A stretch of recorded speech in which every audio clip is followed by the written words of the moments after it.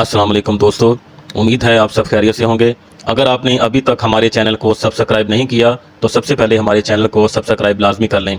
आज हम बात करने वाले हैं ड्रामा सीरियल ज़ब्त की सेकंड लास्ट किस्त यानी एपिसोड 40 के टीज़र की। इस प्रोमो ने कहानी को एक ऐसे मोड़ पर ला खड़ा कर दिया है जहां हर किरदार एक दूसरे के सामने खड़ा नज़र आ रहा है। गलत फहमियाँ, इल्ज़ामात, एतमाद का इम्तहान और रिश्तों की कशमकश अपने अरूज पर पहुँच चुकी है। सबसे पहले बात करते हैं आयला की, जो अपने वालिदैन से इंतहाई जज्बाती अंदाज में कहती है, इस फैक्ट्री का सौदा आपकी बेटी की खुशियों पर हुआ है। आपको ज़रा एहसास है इससे मेरा घर ख़राब हो गया है। ये जुमला ज़ाहिर करता है कि आयला के नज़दीक मसला सिर्फ़ एक फैक्ट्री का नहीं बल्कि उसकी अज़वाजी ज़िंदगी और एतमाद का है। उसे महसूस हो रहा है कि कारोबारी फ़ैसलों की वजह से उसकी ज़ाती ज़िंदगी बिखर गई है। इसके लहजे में दुख भी है, शिकवा भी है और बेबसी भी। अब आते हैं इस मंजर की तरफ जहां शामी ओन के घर पहुंचता है। दरवाज़ा रिमला खोलती है और शामी तंज़िया अंदाज में कहता है, रंग में बंग डालने आया हूं। ये जुमला वाज़िया कर देता है कि शामी किसी नए तनाज़े को जन्म देने आया है। जवाब में रमला भी खामोश नहीं रहती और सख्त लहजे में कहती है कि ये इसके बाप की जगीर नहीं है जहाँ जब दिल चाहे चला आए। इसके बाद शामी एक बहुत बड़ा इल्ज़ाम लगाता है कि ओन और रिमला ने मिलकर फैक्ट्री अपने नाम करवाने का मंसूबा बनाया था। ये सारा आइडिया भी ओन का था। यही वो लम्हा है जहां प्रोमो मज़ीद दिलचस्प हो जाता है। लेकिन यहाँ एक बात जहन में रखनी चाहिए कि ड्रामों के प्रोमोज़ में अक्सर ऐसे डायलॉग शामिल किए जाते हैं जो नाजरीन की दिलचस्पी बढ़ाने के लिए होते हैं, इसलिए ज़रूरी नहीं कि हकीकत भी बिल्कुल यही हो।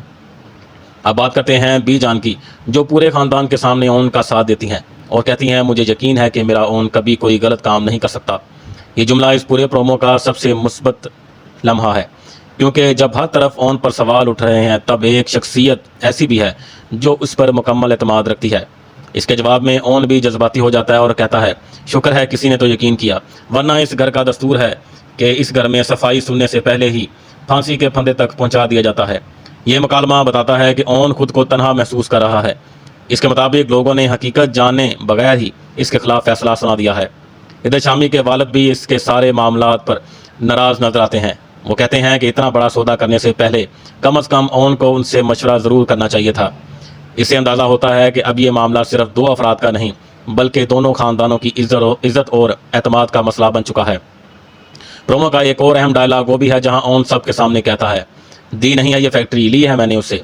ये जुमला कई सवालात छोड़ जाता है। आखिर ओन का मतलब क्या है?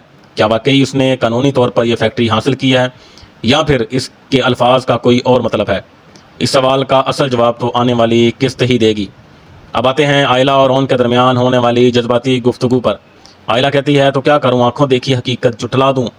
मेरे सामने अपनी मोहब्बत का इजहार उसने आपसे किया है। ये बात ज़ाहिर करती है कि आयला ने कोई ऐसा मंजर देखा है जिसकी वजह से उसका एतमाद मुकम्मल तौर पर टूट चुका है।